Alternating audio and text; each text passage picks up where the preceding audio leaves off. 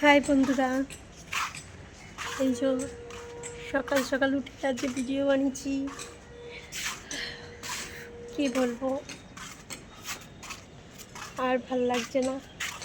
এই রোদের তাপ আর সহ্য হচ্ছে না। আমরা মানুষরা কত আশ্চর্য, মানে অবাক করার কাণ্ড যে আমরা বৃষ্টি যখন পড়ছিল তখন আমরা সহ্য করতে পারছিলাম না, ভাবছিলাম কখন বৃষ্টিটা কমবে।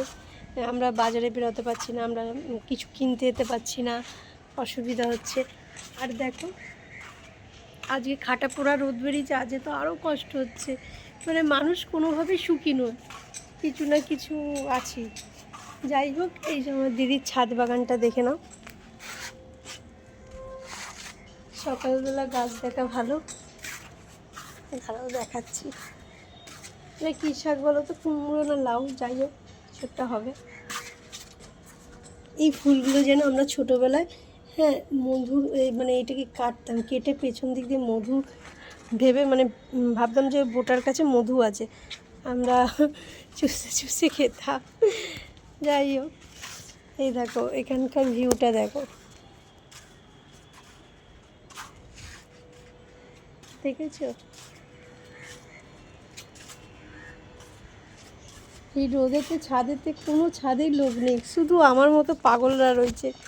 কি করব বলো বন্ধুরা, ভিডিও বানানোর জন্য ছাদেতেই ভিডিও বানাতে পারি, ঘরে তো আর হয় না।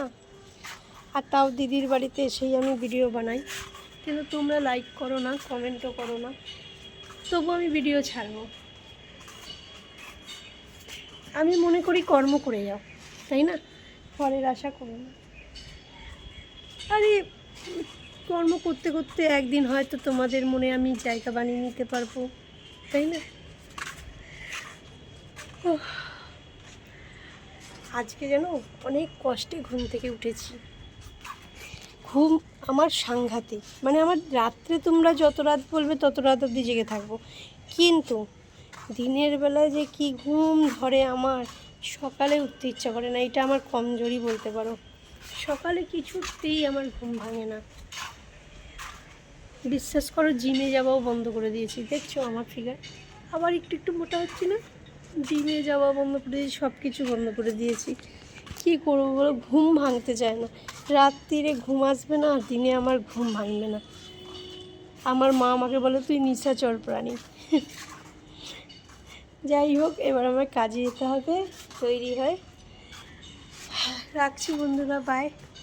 ভালো থাকবে আর সবাইকে ভালো রাখবে। আরেকটা কথা, হিংসা মনে আনবে না, সবাই মিলে এগিয়ে যাও একে অপরের হাত ধরে, কাউকে নামিয়ে নয়, কাউকে ফেলে নয়, কাউকে ছেড়ে নয়, এগিয়ে যাও, পরিশ্রম করো, কিন্তু কাউকে ঠকিয়ে না। জানি যারা এখনকার উল্টো যুগে মানুষকে ঠকালে এগোনো যায়, মানুষকে হারিয়ে জেতা যায়, মানুষের সঙ্গে বেইমানি করলে সাকসেস পাওয়া যায়, কিন্তু এই তিনটেই আমি করব না। কারণ জানো, আমি মনে করি কি হবে কাউকে নামিয়ে, কি হবে কাউকে ঠকিয়ে। জীবনে একটাই, আমার পরিশ্রম করে আমার নুন ভাত জুটে যাচ্ছে, মাঝে মধ্যে ঘুরতেও যেতে পারছি, যেটুকুনি ভগবান আমাকে দিয়েছে সামর্থ্য, সেইটুকুনির মধ্যে আমি, হয়তো আমার গাড়ি বাড়ি বা নিজস্ব বাড়ি নেই, ভাড়া বাড়ি আমার, সেই জন্য দিদির বাড়িতে এসে আমাকে ভিডিও করতে হয়। নিজের বাড়ি বলতে, এই ভাড়া বাড়ি বলতেও খুব ছোট্ট বাড়ি আমার, খুবই ছোট, মানে ওখানে তুমি থাকতে পারবে না, একদম ছোট্ট ঘর। হ্যাঁ, মানে একজনের পা রাখার জায়গা, এক দুজনের পা রাখার জায়গা, একদম ছোট্ট ঘর। কলকাতা শহরে জানোই তো ভাড়া বাড়ি হলে কেমন হতে পারে, তার মধ্যেই থাকি।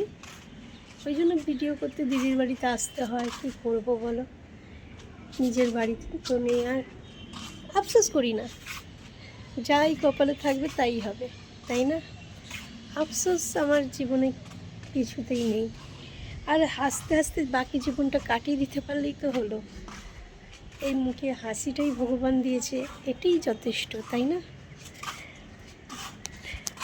হাজার কষ্টের মধ্যেও আমি হাসতে শিখে গেছি আজকের ডেটে দাঁড়িয়ে আমি সাকসেসফুল হই, মানে হয়েছি কিনা বলতে পারবো না, বা হব কিনা সেটাও জানি না, কিন্তু এইটুকুনি জানি সব দুঃখ সবার মতো আমার এই হাসিটা আছে, বুঝেছ? আমি সব দুঃখ কষ্ট সব কিছু সইতে পারবো, সেইটুকু ক্ষমতা ভগবান আমায় দিয়েছে। আর আমি দুঃখ কষ্ট নিয়ে থাকবো যে সেই সময়টা কোথায় বলো তো? 11 ঘন্টা আমি কাজের মধ্যে থাকি, আর যেটুকুনি টাইম পাই মাঝে মধ্যে ওই তোমাদের ভিডিও বানাই। হ্যাঁ, ইউটিউবে চ্যানেল খুলেছি, ফেসবুকে খুলেছি। আগে জানো তো আমি এসব জানতাম না, ভাবতাম এগুলো কিভাবে করবো, লজ্জা লাগতো, কেমন কেমন লোকে কী বলবে। তারপর আমি যখন কাজে ঢুকি, কাজ করতে করতে হাজারটা মানুষের সঙ্গে যখন দেখা লাভ হয়, এখন বুঝেছি মানুষ কি বলবে এতে ভেবে আমার কী লাভ। আমি যদি ভাবি মানুষ কি ভাববে, তাহলে সত্যি করে বলুন তো মানুষ কী ভাববে? আমি যদি ভেবে নিই মানুষের, তাহলে কী ভাবার কাজ, কোনো কিছু বাকি রাখলো? সেই জন্য আমার ভাবার দরকার নেই, মানুষ ভাবুক। আর আমি হাসতে থাকি, হাসতে হাসতে বাকি জীবনটা কাটিয়ে দিই। একটু আজ বৃষ্টি হলে ভালো হতো, তাই না? এই গরম আর সহ্য হচ্ছে না বন্ধুরা, এই গরমে আমি মরে যাব, তো গরম।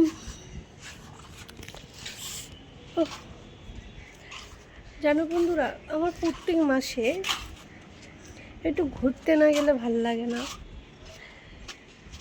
দেখি এই মাসে কোথায় যাই, ইচ্ছা আছে তারকেশ্বর যাওয়ার, বাবা না ডাকলে যাব কি করে। গেল বছর আমি হেঁটে গেছিলাম, হ্যাঁ, আমি আমার দিদির মেয়ে সবাই হেঁটে গেছিলাম। হ্যাঁ, তো এই বছর মানে গেল বছর আমি যা কষ্ট পেয়েছি, মানে আমি পারিনি হাঁটতে। হ্যাঁ, মানে খুব কষ্ট হয়েছে, মানে পা ফুলে গেছিলো, পা 3 বছর গেল বছর পূর্ণ হয়ে গেছে।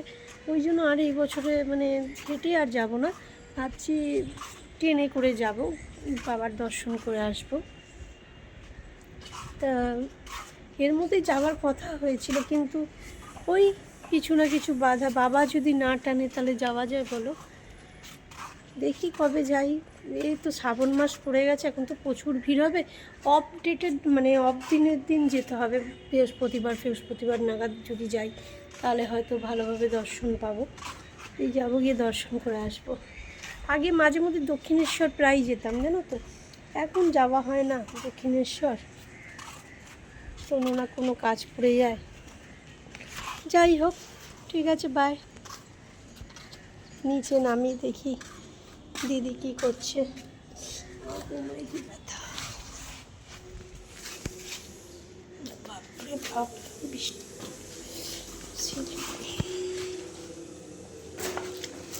ওকে, রাখছি।